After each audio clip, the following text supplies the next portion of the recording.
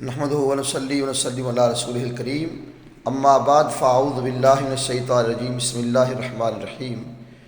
دوست پوچھتے ہیں شاہ صاحب یہ فطرانہ اس کے مسائل کیا ہیں؟ تو بھائی کیا پوچھا آپ نے؟ ہاں، فطرانہ کس پر ہے کس پر نہیں؟ تو بھائی اصول آسان سی بات ہے، آسان سا اصول ہے کہ جو زکوٰۃ کا نصاب ہے وہی فطرانے کا نصاب ہے۔ زکوٰۃ میں یہ ہے کہ بندے کے پاس مال ہو، یعنی 7.5 تولہ سونا یا 52 تولہ چاندی، اس کے برابر حاجت اصلیہ جو ہے اس کے علاوہ بندے کے پاس رقم ہو اور سال گزر جائے تو پھر اس پر زکوٰۃ ہے۔ اور جو فطرانہ ہے اس کے حوالے سے یہ ہے کہ یہ رقم تو ہو لیکن سال نہ گزرے، سال گزرنے کی شرط یا قائد نہیں اس میں، ٹھیک ہے، تو اس پر فطرانہ ہوگا۔ چونکہ عام طور پر مشہور ہے کہ اور حدیث پاک کا مفہوم کیا ہے کہ نبیوں کے امام صلی اللہ علیہ وسلم ارشاد فرماتے ہیں کہ جس بندے نے روزے رکھے اور اس نے اس کا فطرانہ ادا نہ کیا تو فرمایا اس کے روزے زمین و آسمان کے درمیان اپنا معلق رہتے ہیں، وہ یعنی کہ صحیح طریقے سے قبولیت ان کی نہیں ہوتی۔ جیسے آپ اور میں نماز ادا کرتے ہیں، اس میں کوئی غلطی ہو جاتی ہے تو ہم سجدہ سہو کرتے ہیں، یعنی آپ ایسے ہی سمجھیں کہ جو روزہ ہے اس کے حوالے سے فطرانہ یہی سجدہ جو سہو ہے اسی کا کام کرتا ہے۔ یعنی کہ بندہ جب روزہ رکھتا ہے اور فطرانہ ادا کرتا ہے تو اس کے سجدہ سہو کے حوالے سے اس کی کمی بیشی پوری ہو جاتی ہے۔ لیکن اسلام نے کسی کو مجبور نہیں کیا۔ ایسا بندہ جس کے پاس اپنے کھانے کے لیے روٹی پانی نہ ہو اور وہ بیچارہ فطرانہ کس طریقے سے ادا کرے گا، تو اصول سمجھے کہ زکوٰۃ اور فطرانے کا نصاب ایک ہی ہے، لیکن زکوٰۃ پر شرط یہ ہے کہ سال گزرے اور فطرانے پر شرط یہ نہیں کہ سال گزرے، بلکہ حاجت اصلیہ سے زائد یہ مال اس کے پاس ہو۔ اب دیکھنا یہ ہے کہ حاجت اصلیہ کیا ہے کہ بندے کے پاس اگر جو رہائش ہے وہ بھی اپنی ہو اور اس کے پاس لباس، روٹی، کپڑا، ٹھیک ہے، سواری، یہ سب اس کی حاجت اصلیہ میں آتے ہیں۔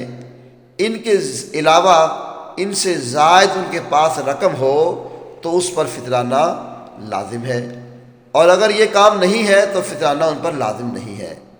ویسے اپنی توفیق سے، اپنی محبت سے، اپنی چاہت سے اپنی جان بھی اللہ کے راستے میں قربان کر دے تو اللہ تعالیٰ قبول فرما لے گا۔ جیسے آج کل کے اعتبار سے امت مسلمہ پر جہاد فرض ہو چکا ہے، جو کہ 56 اسلامی ممالک ہیں اور سب کے نام کے ہیں، سب نام کے ہیں، یعنی کہ مردہ اسلامی ممالک، سب پر جہاد فرض ہو چکا ہے، اور اس کے باوجود 56 کے 56 اسلامی ممالک خاموش ہیں اور اپنی جو جانیں ہیں ان کو بچانے کی فکر میں ہیں۔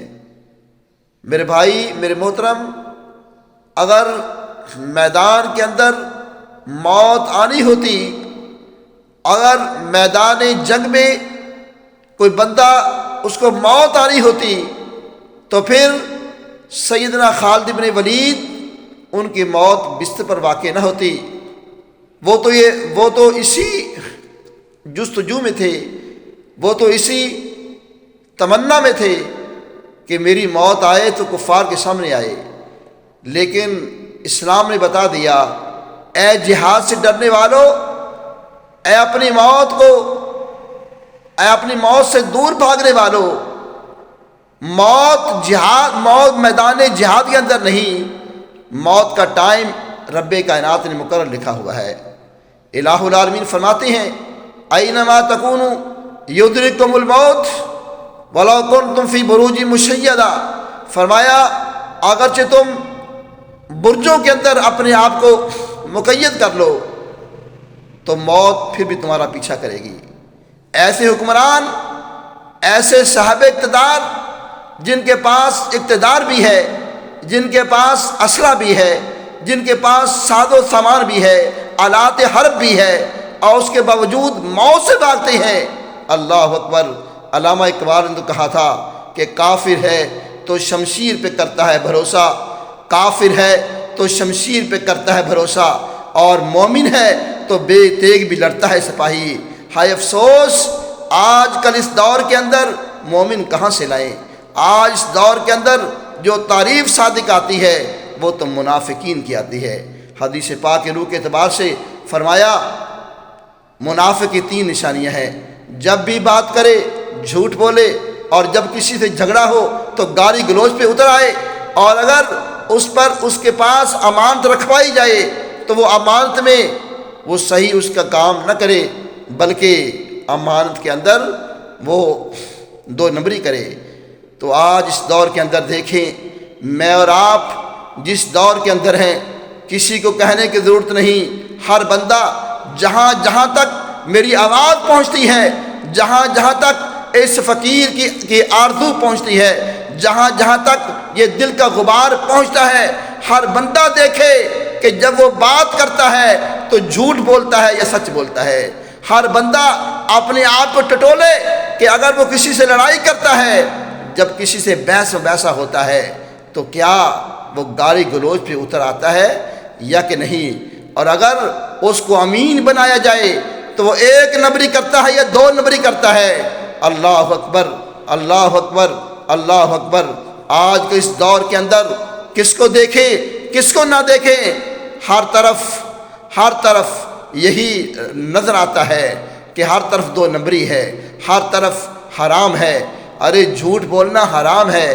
میں اور آپ دیکھیں اپنے دائیں بائیں صبح سے لے کر شام تک کتنے دفعہ جھوٹ بولتے ہیں۔ ارے کتنے مسلمانوں کا حق کھاتے ہیں۔ اللہ اکبر۔ کس کو دیکھیں؟ جو بندہ دودھ بیچنے والا، وہ دیکھے اپنے دودھ کے اندر ملاوٹ کتنی کرتا ہے۔ جو ناپ تول کر چیزیں دیتا ہے وہ دیکھے کہ میں ناپ تول میں کمی کیسے کرتا ہوں۔ اللہ اکبر۔ ایسے ہی جو بندے جو بھی کوئی کام کرتے ہیں، معاملہ تو یہ ہے ہر بندے کو اپنے پیسے کی فکر ہے۔ وہ یہ نہیں دیکھتا کہ میں جھوٹ بولتا ہوں، وہ یہ نہیں دیکھتا میں ناپ تول میں اپنا کمی کرتا ہوں، وہ یہ نہیں دیکھتا کہ میں بتاتا اور ہوں کرتا اور ہوں۔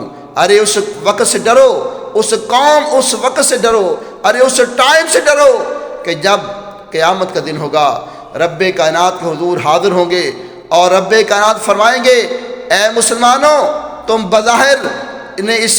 نے بظاہر اسلام کا لبادہ اوڑھا تھا۔ اللہ اکبر۔ تمہارے سامنے فلسطینی بچے شہید ہو رہے تھے، کیا تم نے وہاں پر جانے کے لیے جستجو کی تھی؟ کیا تم نے ان کی مدد کے لیے اپیل کی تھی؟ کیا تمہارے دلوں کے اندر ان کے ساتھ تمہارے دلوں کے اندر جذبہ جہاد تھا یا نہیں؟ اگر تھا تو پھر اس کا عملی ثبوت چاہیے تھا۔ اگر عملی ثبوت نہیں، صرف نام کا جذبہ جہاد، اس کو تو مانا ہی نہیں جائے گا۔ اللہ اکبر۔ اور آج کل ایک دوست نے پوچھا کہ شاہ صاحب یہ بتائیں کہ لوگ روزہ تو رکھتے ہیں لیکن نماز نہیں پڑھتے۔ اللہ اکبر، استغفر اللہ، نماز نہیں پڑھتے۔ میرے بھائی، میرے دوست، نماز اگر اتنی اہم نہ ہوتی تو رب کائنات 1,24,000 کم و بیش انبیاء علیہ السلام ان پر نماز لازم نہ فرماتے۔ مطلب یہ ہے روزے کا ثواب اپنا ہے، اور روزہ بھی وہ جو کہ صحیح طریقے سے کیا جائے، جو کہ آنکھ کا بھی روزہ ہو، جو کہ ہاتھ کا بھی روزہ ہو، زبان کا بھی روزہ ہو، ارے تمہارے دل کا بھی روزہ ہو کہ دل کے اندر کوئی برا خیال تک نہ آئے، اور زبان کا روزہ کہ زبان سے کبھی جھوٹ نہ نکلے، اور تمہاری آنکھ کا روزہ کہ آنکھ کبھی کسی غیر کی طرف اٹھے نہ۔ اللہ اکبر۔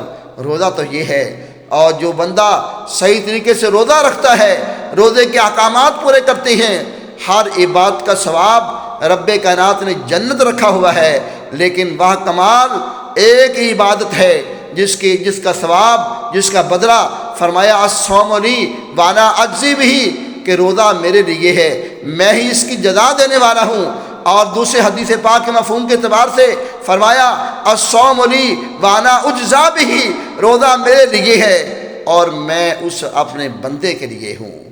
اللہ اکبر! ہر بندے کو، نماز پڑھنے والے کو جنت ملے گی، اللہ اکبر، حج کرنے والے کو جنت ملے گی، باقی عبادات کرنے والے کو جنت ملے گی، لیکن روزہ صحیح طریقے سے ادا کرنے والے کو خود رب کائنات ملے گا۔ دعا ہے کہ رب کائنات ہمیں اس پر عمل کرنے کی توفیق عطا فرمائے۔